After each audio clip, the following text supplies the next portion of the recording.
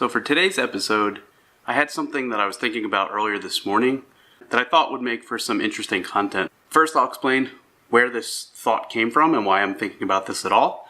Then I'm going to tell you a true story about some of the things that I personally did with the Selfless organization that kind of fits into it.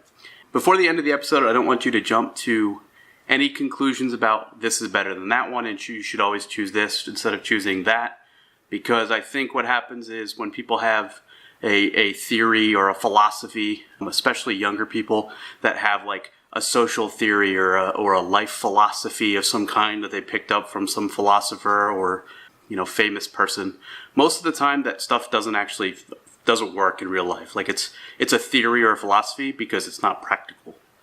Like to actually practice it, maybe it works 50% of the time, maybe it works 80% of the time. But as far as I know, there's no social theory or philosophy that works 100% of the time in all cases.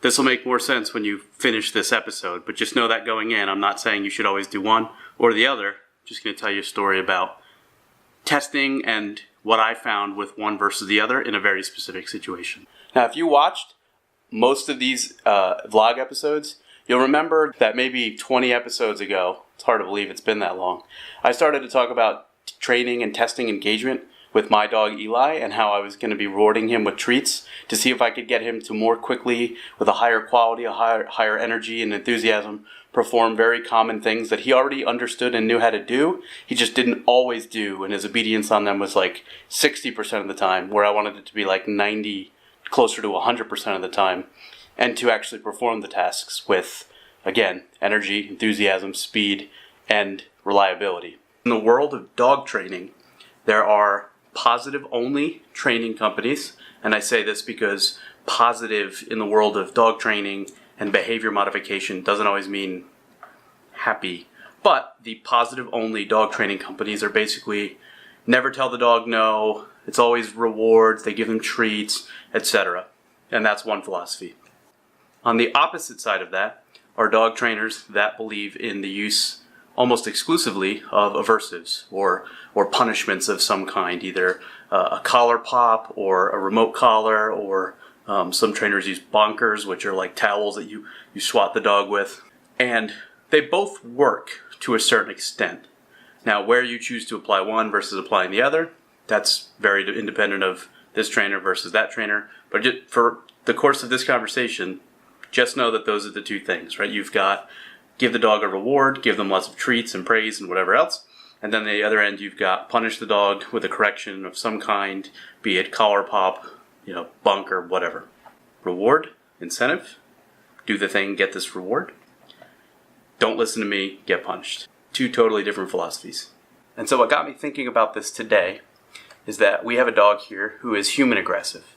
So if you walk up to this dog, it starts to growl, it shows its teeth, it's very territorial. When it's in the crate, if you walk up to the crate, it starts to bark. It's very clear of saying, like, leave me alone, go away, I'm aggressive. And so with this particular dog, it just spawned this whole train of thought of like rewarding versus punishing, and made me think of this true story about something that I personally did with Selfless and one of our teams.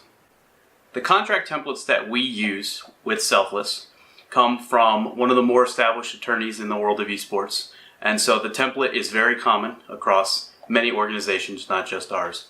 And one of the paragraphs, or one of the clauses, is a set requirement for streaming hours.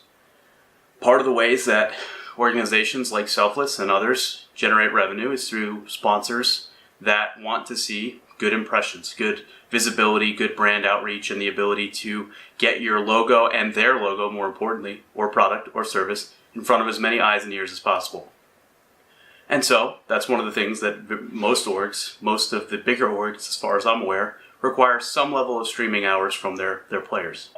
Something that is part of that particular contract clause or paragraph is a fine or a punishment that gets issued if a team or a player does not meet the required hours for streaming.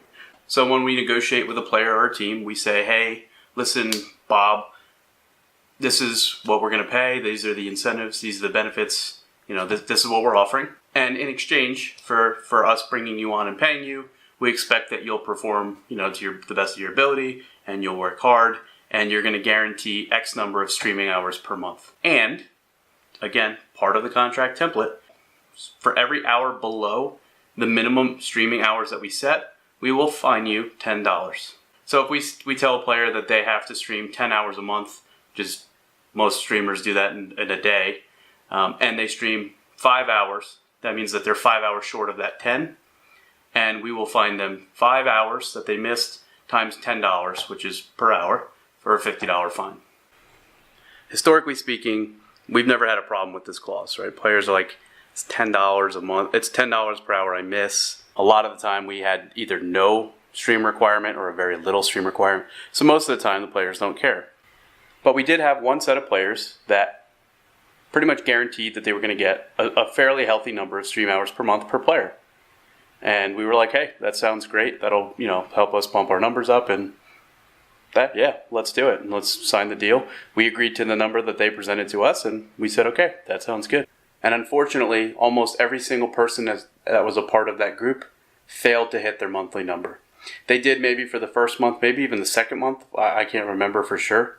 But all the months after that, they didn't.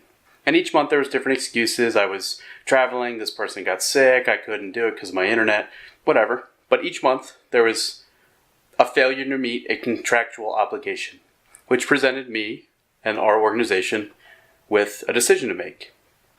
And that brings us to the point of this conversation. Do I fine each player $10 times however many hours they missed their monthly goal by?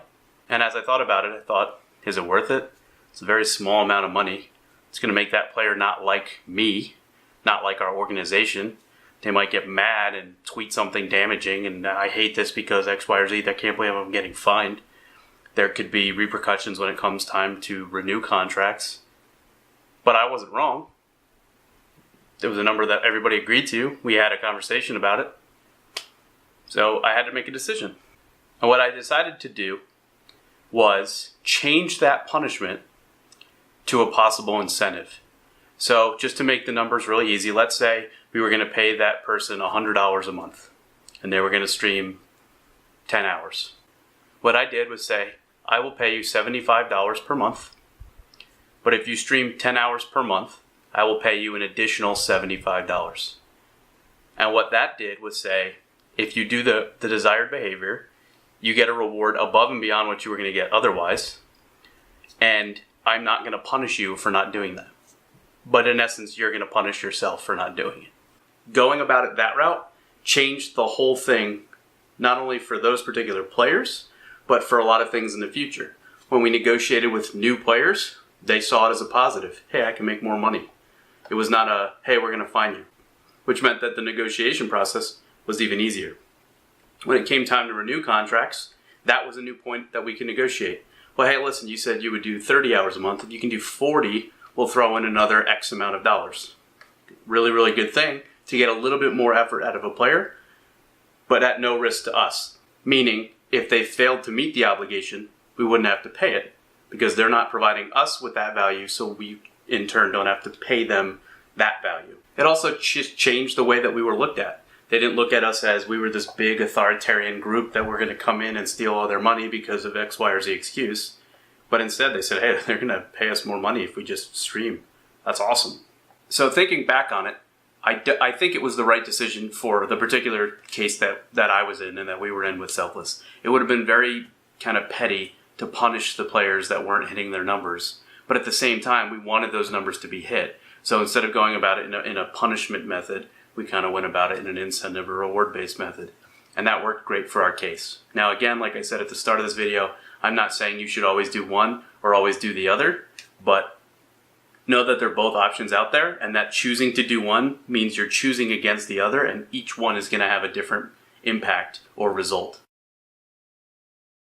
Because I know I'm going to get the question, when it comes to dog training, I don't think that you can reliably train a dog using only a reward-based system, because the second there's a competing motivator or a distraction for the dog, something they want more than whatever your reward is, your training's going to go out the window. It's the instinct and the nature of the dog. I know that people are going to ask a ton of questions, but I just wanted to put that out there.